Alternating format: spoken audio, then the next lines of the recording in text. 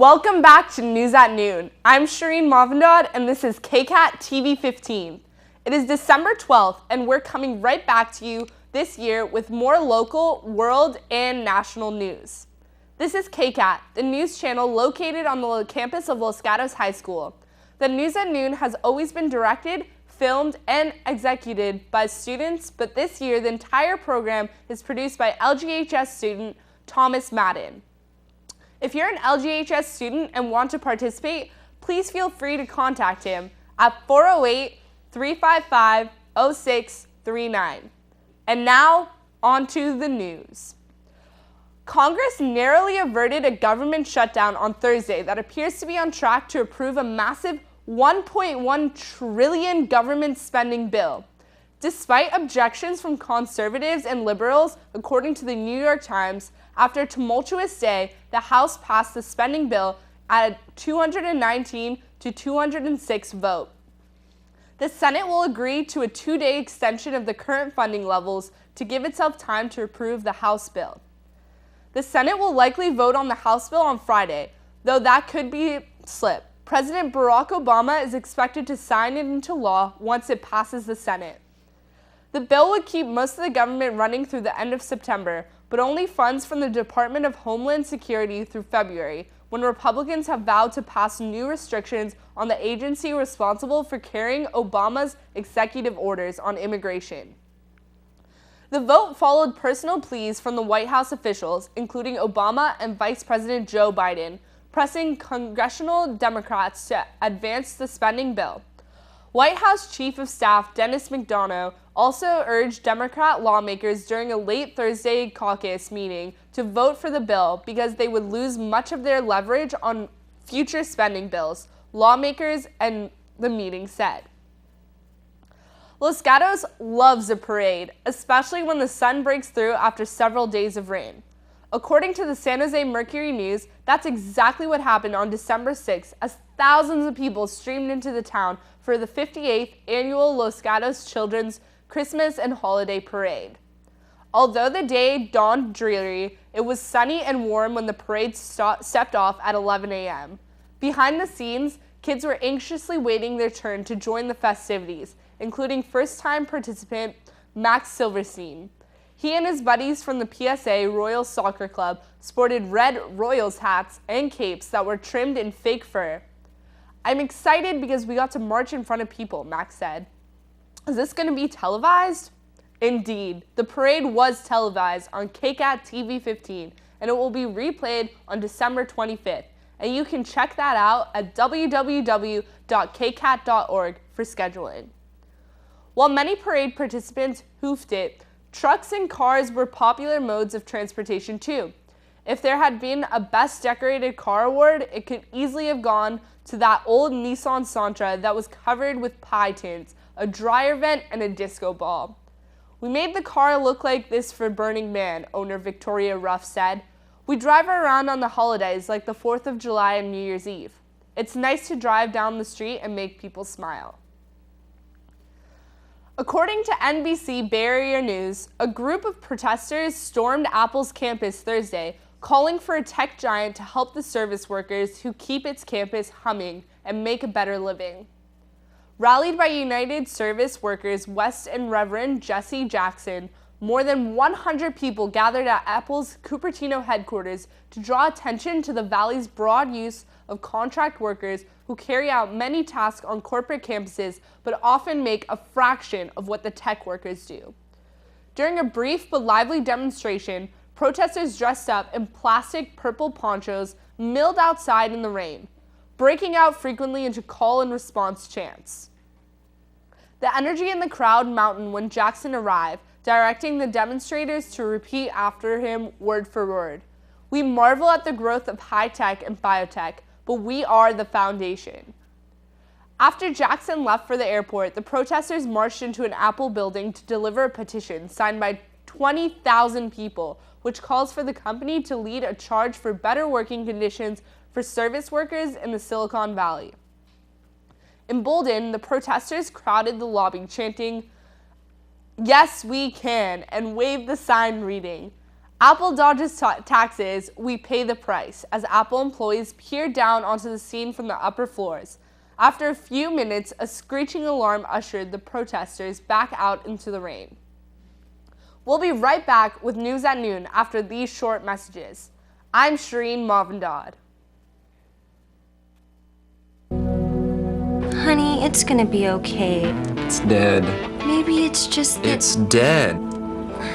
Well, we'll get you a new one. It won't be the same. You're right. Could be plasma. Hey, your TV's dead. I'm okay with this. Now you can recycle it and keep California's environment alive. Visit erecycle.org for more.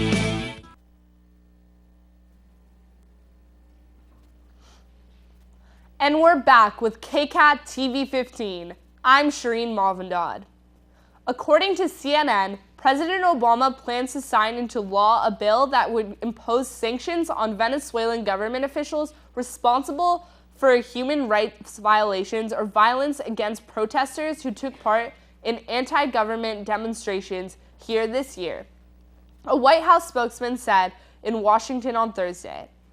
Venezuela is a major oil supplier to the United States, but the two countries have had a rocky relations during the government of two leftist presidents, Nicolas Maduro and his predecessor and mentor, Hugo Chavez, who died last year. Mr. Maduro has condemned the proposed sanctions and hinted at possible reprisals. The gringos now say that they are going to impose sanctions on Venezuela. He says on Wednesday, "No one imposes sanctions on Venezuela because our people decided to be free." The bill, which passed the Senate and House this week, directs the president to impose sanctions on Venezuelan officials and others who were involved in the human rights violations aimed at protesters or at order the arrest or prosecution of someone for exercising freedom and expression of assembly. We have not and will not remain silent in the face of Venezuelan government actions, and that violate human rights and fundamental freedoms and deviate from well-established democratic norms, said Josh Earnest, the White House press secretary, at the news conference on Thursday, adding that Mr. Obama intended to sign the bill. The protests against Mr. Maduro's government broke out in February and continued for several weeks in the Caracas. The capital and other cities, most large protests were peaceful, but in others, demonstrators engaged in rock-throwing battles with the National Guard or the police. Protesters, soldiers, and government supporters died in unrest, often from gunshot wounds. The government put a death toll at more than 40, but it was not clear that all those cases were directly related to the demonstrations. Interviews with the protesters and other witnesses revealed an apparent pattern of abuse on the part of the security forces, who frequently beat, kicked, and threatened protesters, and in many cases, shot demonstrators at point-blank range with shotguns loaded with plastic pellets. Human Rights Watch said that this violence against protesters was a part of a systematic practice by the Venezuelan security forces. Mr. Maduro and other officials said any instances of abuse were isolated and would be prosecuted. The strong storm that blew through Bay Area this Thursday made national news. According to CNN, the Pacific Coast's strongest storm in years pummeled California and Oregon, leaving at least one man dead and knocking out power in many urban areas. Philip Crosby died when there was a tree fall in a tent where he was sleeping in South Oregon, said the Jackson County Sheriff's Office. Crosby's 18-year-old son, Alexander Crosby, tried to revive his father, and the sheriff said. Alexander Crosby told officials that the falling tree was 8 to 10 inches in diameter and partially struck Philip Crosby across the arm and chest. The Crosbys were out from Sunny Valley but were homeless and on their way to Arizona, authorities said. The storm left 150,000 customers without power Thursday in San Francisco Bay Area, including 94,000 in the city itself, the National Weather Service said. Almost 2.5 inches of rain on Thursday helped cause those outages in California, but much heavier rainfall besieged other areas of the state, including 14.6 inches in the Petrified Forest. The rain will alleviate 3 years of historic drought in the nation's most populous state, but it's not being gentle. Schools preemptively closed Thursday in San Francisco and in Oakland. We'll be right back with News at Noon after these short messages. I'm Shireen Mavnad, and up next will be Danica Lyle with the Wildcat Weather 5-day forecast.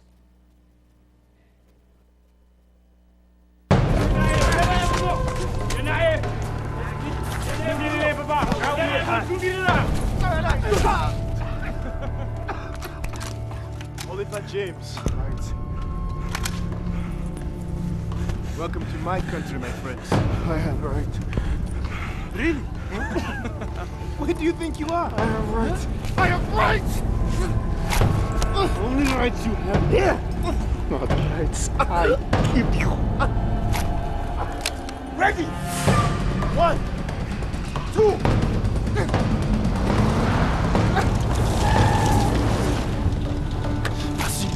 Passi muito. Uma, embaixo.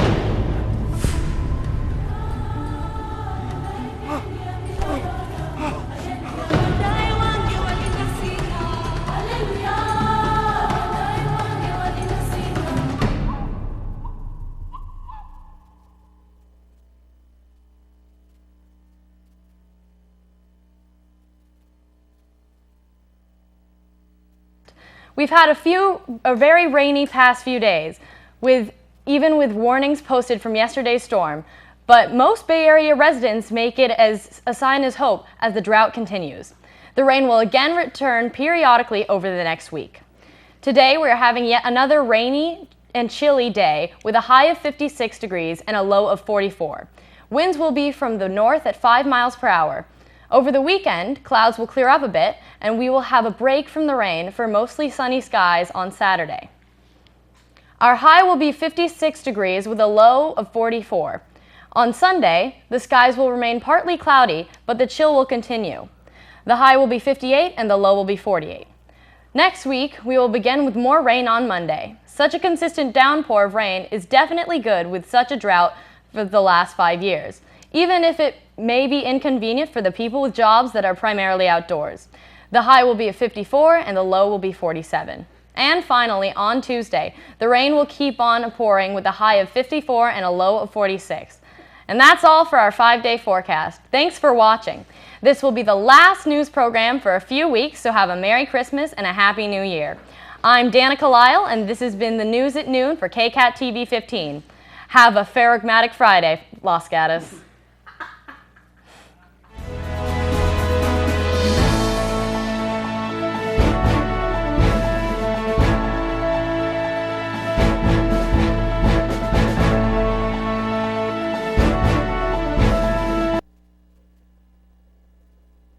Now, Krista, make sure you stay with her the whole time. She's new to the country. This is her first day. This is a brand new country. It's a whole different culture. Gonna be okay. Now, make sure you stay with her the whole time. I'll be here right after school to pick you up. Okay, Mom. Okay, have fun. Bye-bye. Bye.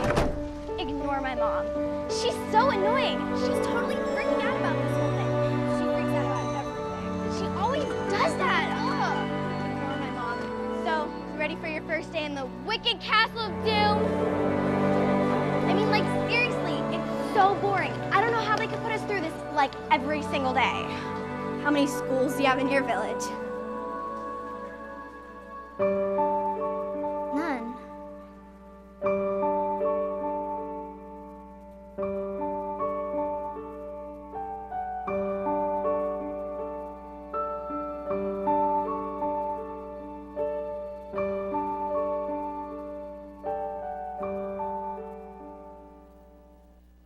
The most dangerous thing our kids have to deal with today isn't violence. It isn't drugs, it's unhealthy food.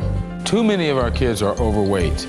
They're headed for diabetes, heart problems, or worse. They need to eat healthy things like vegetables, fruits, high-fiber vegetarian foods. As our kids grow, the right foods can help protect them from obesity, heart problems, diabetes, and even cancer. To find out more, call for a free booklet or visit our website,